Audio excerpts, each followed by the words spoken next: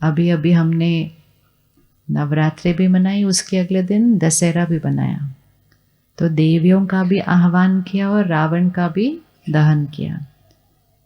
दोनों कहाँ रहते हैं? देवियां कहाँ रहती हैं? मतलब वो दिव्यता कहाँ रहती है? वो दिव्यता आई या नहीं आई? कहाँ से आह्वान किया? देखो, त्योहार भी पता खत्म हो गया। हम कितनी बार कितना कुछ बस करते जाते हैं, उसको पॉज करके चेक नहीं करते हैं कि हम क्या कर रहे हैं, उसके पीछे का मीनिंग क्या है।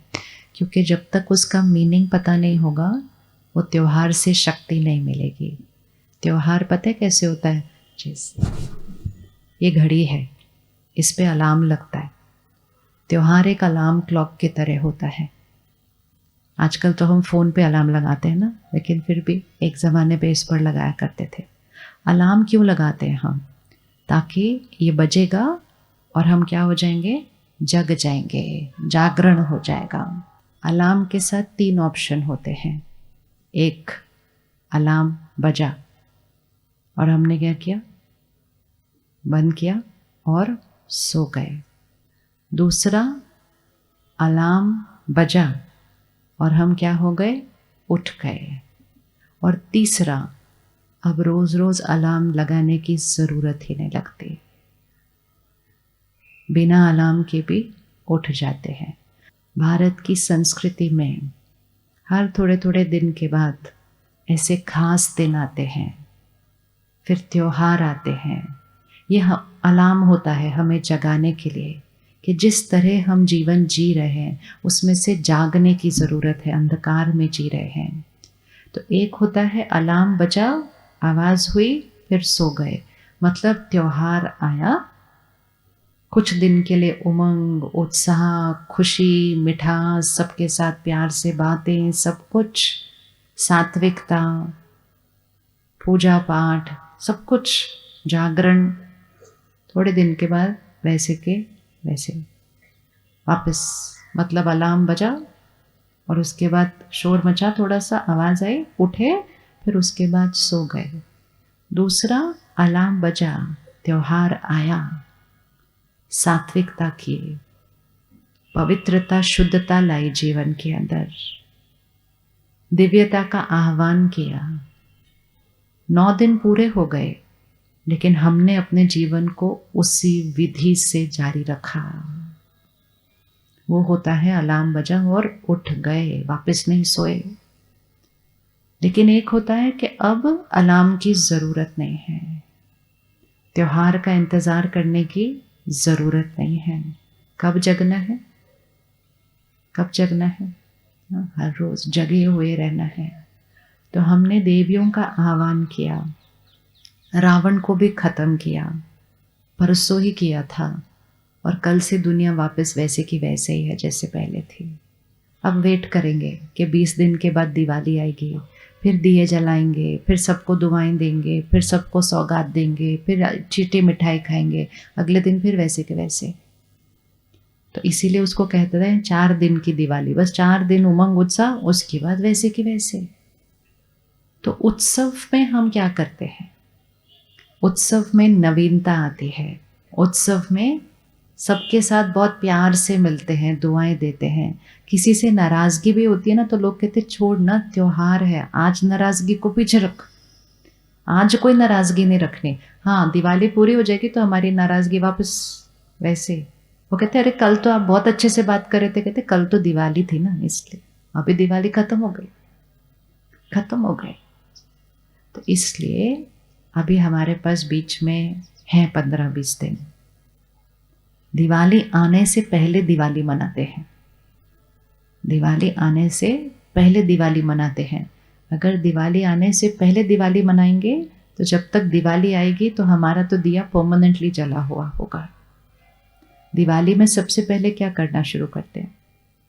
जो अभी शुरू हो गया होगा ऑलमोस्ट, क्या करना शुरू करते हैं? सफाई।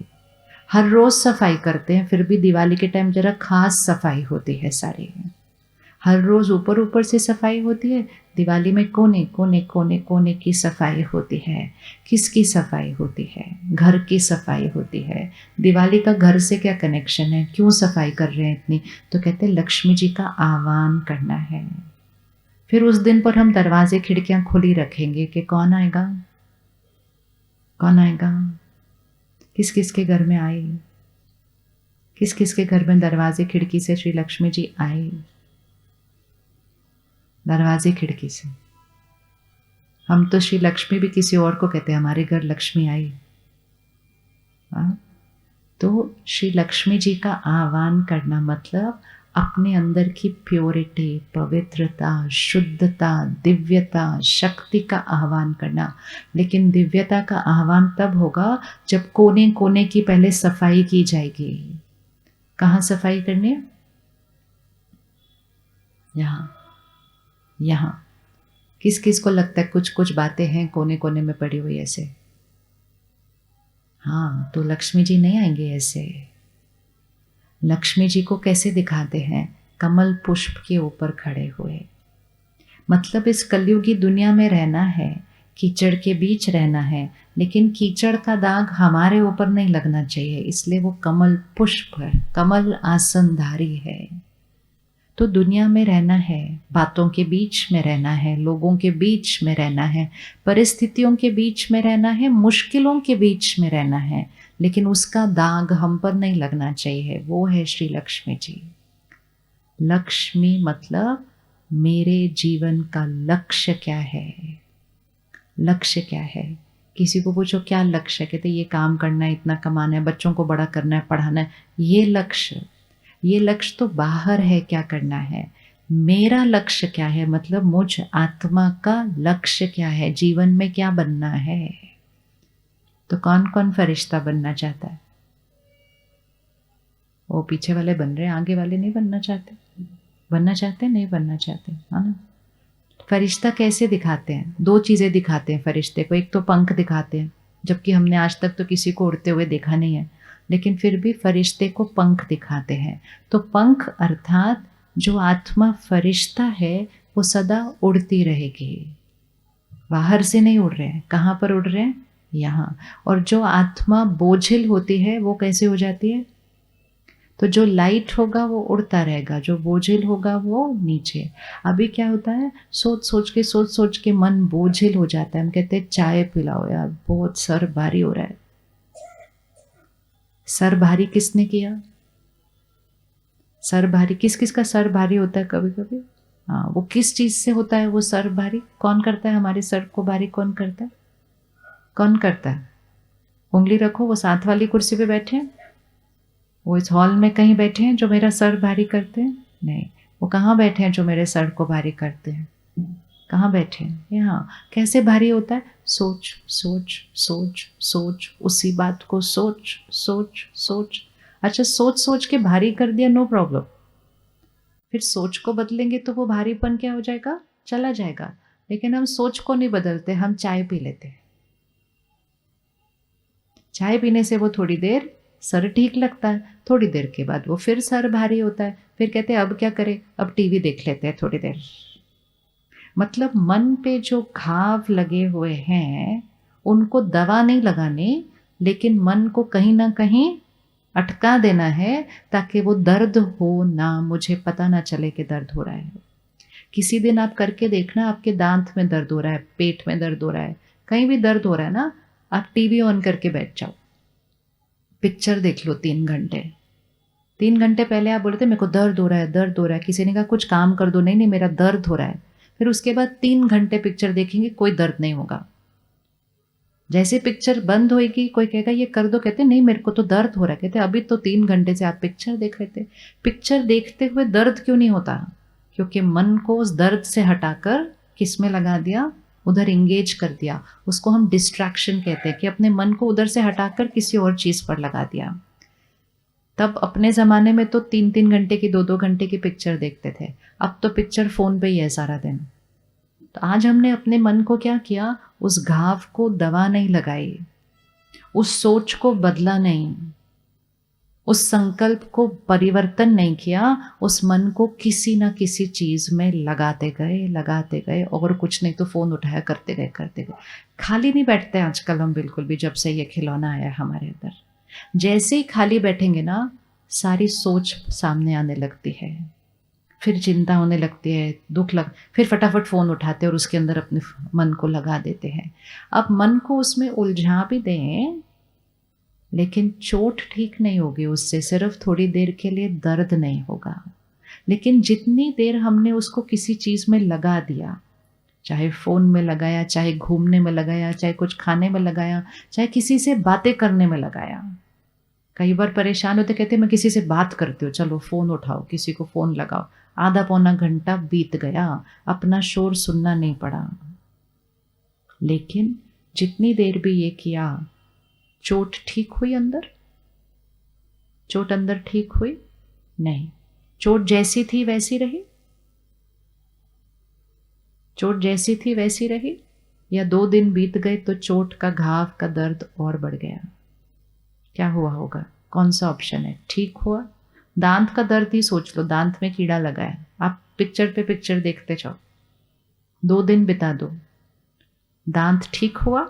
हाँ या ना? ठीक हुआ? नहीं। जहां है वहां रहा, या 2 दिन में वो और खराब हुआ? ऐसे ही मन की स्थिति का हुआ। बातें कुछ ज्यादा नहीं हो रही हैं, लेकिन हम बातों के बारे में सोचते कैसे हैं? वो सोच करके यहाँ घाव बनाते हैं, फिर रुक कर उस घाव को ठीक भी नहीं करते, उस मन को किसी न किसी चीज के अंदर अटका के रखते हैं। और जैसे ही थोड़ा सा खाली बैठते, कहते बोर हो रहा है, अभी क्या करें, बोर हो रहा है। एक नया शब्द है आजकल, और सबसे ज्यादा बोर तो वो बच्चे हो रहे हैं आजकल, जिनके पास टाइम ही नहीं, 1 मिनट भी खाली बैठते थे, बोर हो रहा है, अभी क्या करें। क्योंकि हमने उनके मन को भी किसी न किसी चीज में लगा दिया, उसको ठीक नहीं किया। इसीलिए दिवाली आने से पहले क्या करना है? अभी क्या करना है? दिवाली आने से पहले कोने कोने की सफाई करनी है। अलमारी देखो तो सही है कैसी, मोटा मोटा ही देख लेते हैं, छोटा छोटा देखेंगे तो धीरे धीरे देखेंगे अगले 10 दिन में। मोटा मोटा चेक करो, सिर्फ बड़ी बड़ी चीज़ें तो एकदम से दिखाई देती है ना अलमारी में जो पड़ी होती है, छोटी छोटी कोनों में पड़ी होती है, छोटे छोटे दाग तो बहुत नज़दीक कोने में जाकर दिखता है, लेकिन खोलते ही अलमारी मोटी मोटी बड़ी बड़ी चीज़ें तो इमीडिएटली दिख जाती हैं। तो अपने मन रूपी अलमारी को खोलो, क्या कोई बड़ी बात भी वहाँ रखी हुई है? कोई बड़ी बात जो आत्मा की शक्ति को क्या कर रही है? घटा रही है, जो मेरे मन को तंग करती जाती है। जब भी वो याद आते हैं, दर्द अपने आप होने लगता है, कुछ करना भी नहीं पड़ता है। मोटी मोटी बात चेक करना, दूसरों की नहीं चेक करनी है, अपनी चेक करनी है। क्या मेरे पास मन पर कोई बड़ी मोटी बात, जो मतलब मुझे याद है, ऐसी वाली बात है कोई? इसकी सफाई शुरू करते हैं आज।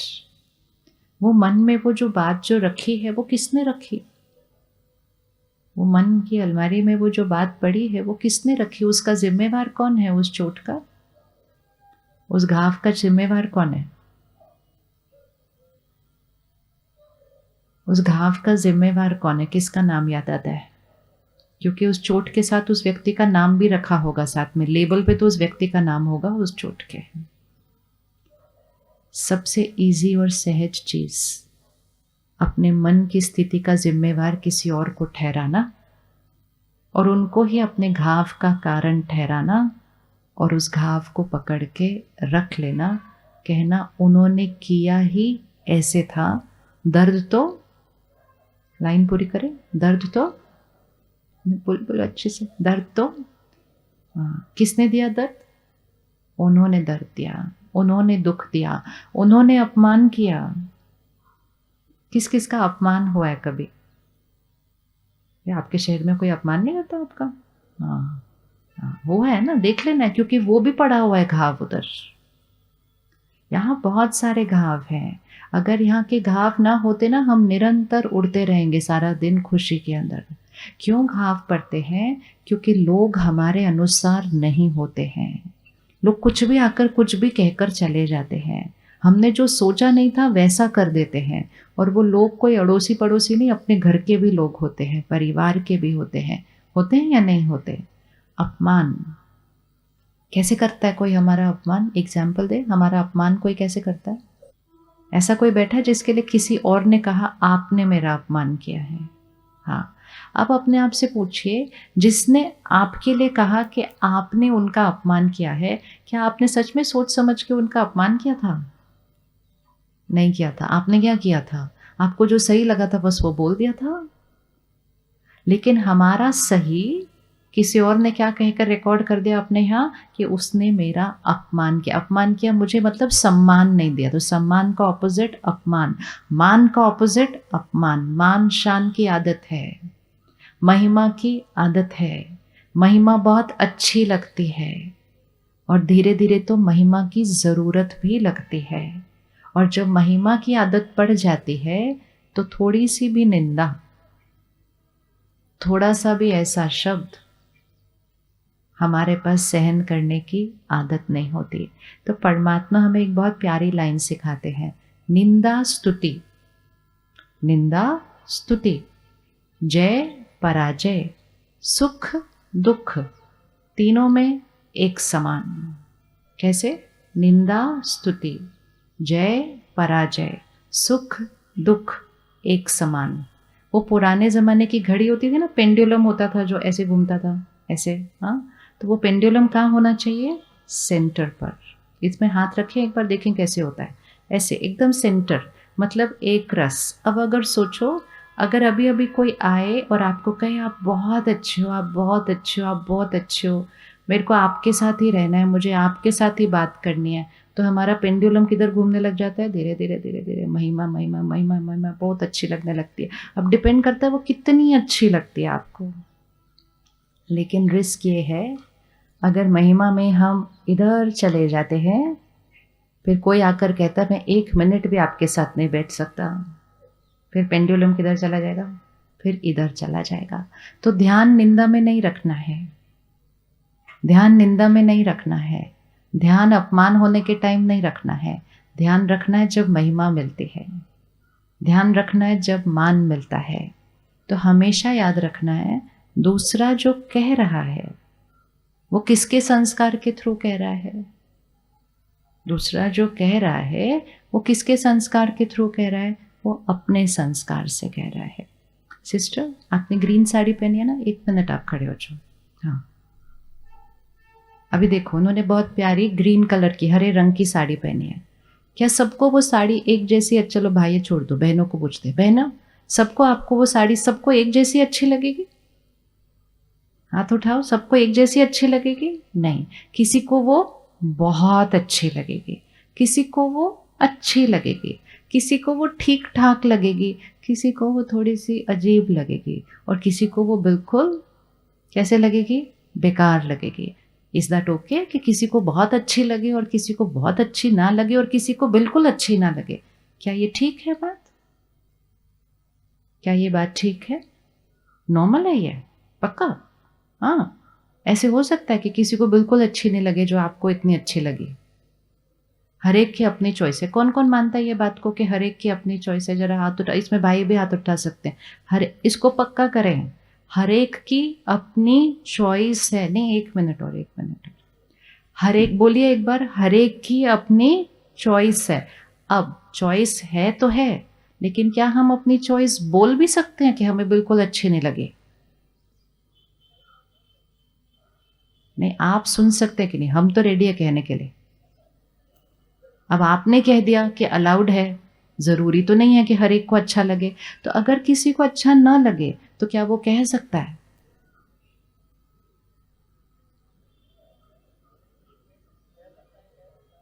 चेक करो, चेक, कुछ भी नहीं है, बहुत इजी है। हम सब ने हाथ उठाया, हर एक की अपनी चॉइस है। तो क्या लोग अपनी चॉइस कह सकते हैं कि नहीं कह सकते? कह सकते हैं, पक्का? अब हाथ उठाओ, कौन रेडी है कि हर एक अपनी चॉइस कह सकता है? ओके। अब अगर किसी ने कहा ये साड़ी बिल्कुल अच्छी नहीं है, क्या आप अपने पेंडुलम को सेंटर में रख सकते हैं सिस्टर? अब इसमें क्या ट्राई करने का बचा?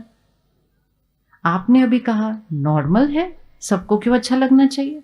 नॉर्मल है, सबकी चॉइस है, तो जब सबकी चॉइस होना नॉर्मल है तो सबका अपनी चॉइस बोलना भी तो नॉर्मल है।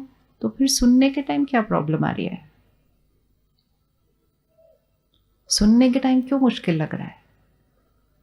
सोचो, हर एक सोचो, कौन कौन रेडी है कि किसी ने भी आकर आपको बोला आपने जो पहना है वो बेकार, आपने जो किया वो बेकार, आपने जो खरीदा वो बेकार, आपकी गाड़ी बेकार, आपका घर बेकार, कौन सुनने के लिए रेडी है? ये सिंपल। अपने आप को उस टाइम सिर्फ एक ही चीज़ बोलना, सबकी अपनी अपनी चॉइस है और हर एक को सच बोलना चाहिए, झूठी महिमा हमको चाहिए नहीं। आजकल हमारे पास सच सुनने की ताकत नहीं है तो हम कहते झूठी महिमा करे, लेकिन महिमा करे। तो मेरे मन की शक्ति किस पर टिकी है? दूसरों के झूठ सुनकर अपने आप को खुश करने पे टिकी हुई है। वो सामने वाला फिर उसको, अगर मेरे को पसंद ना आ रही हो और मेरे को झूठ बोलना, तो मैं ज़्यादा बोलती हूँ, बहुत अच्छी है, पता है इतनी अच्छी तो मैंने कोई साड़ी नहीं देखी, आपने कहाँ से ली, अगली बार आप मुझे भी कहती है इतनी ज़्यादा महिमा क्यों कर रहे हैं? जो इतनी ज़्यादा कर रहे होते हैं ना, वो कुछ छुपा रहे होते हैं पीछे, क्योंकि हमारे पास सच सुनने की ताकत नहीं होती है। तो आज से अपने आप को कह दो, मुझे पता है सबकी चॉइस है, बोलिए सबकी चॉइस है, और हर एक मेरे साथ सच बोले। यहाँ अपने ही शहर के लोग बैठे हैं ना सारे, तो सबको बोल दो मेरे साथ सच बोलो, मेरे पास सच सुनने की ताकत है। राइट? हाथ उठाओ, कौन कौन राइट? आपकी गाड़ी गलत, आपका मकान गलत, आपका काम गलत, आपका फोन गलत, आपकी ड्रेस गलत, सब कुछ गलत, सुनने की ताकत है। Very good. आप गलत, आप बुरे, सुनने की ताकत है। अच्छा एक बात बताओ सिस्टर, आपकी साड़ी सबको नहीं पसंद आ सकती क्योंकि हर एक की अपनी अपनी चॉइस है, राइट? आप सबको पसंद आ सकते हैं? नहीं पसंद आ सकते। क्यों नहीं आ सकते? क्योंकि सबकी अपनी अपनी चॉइस है या नहीं है? सबकी अपनी अपनी चॉइस। तो जिसको हम अपमान बोलते हैं जो वर्ड, उस समय सामने वाले ने सिर्फ अपनी चॉइस सुनाई है। वो चॉइस किसको दर्शा रही है? वो चॉइस उनकी चॉइस को दर्शा रही है। लेकिन हम उस तरह से नहीं सोचते, ये उनके संस्कार के थ्रू बोल रहे थे, मुझे ऐसा कहा, मुझे ऐसा कहा, तो मुझे ऐसा कहकर सारी कहानी मेरी बन जाती है। वो कहानी मेरी नहीं, वो कहानी उनकी चॉइस की हो रही थी। अगर मैं उनसे अभी कहूँ ये ग्रीन साड़ी मेरे को बिल्कुल बिल्कुल पसंद नहीं, तो वो कहानी साड़ी की नहीं है, वो कहानी किसकी है? मैं क्या सुना रही हूँ कि मुझे वो ग्रीन रंग पसंद नहीं है, वो कहानी मेरी है, वो कहानी उस साड़ी की नहीं है। इसी तरह जब मैं कहूँ मुझे आप ही बिल्कुल पसंद नहीं, तो वो कहानी मेरी संस्कारों की है, वो कहानी मेरी पसंद की है।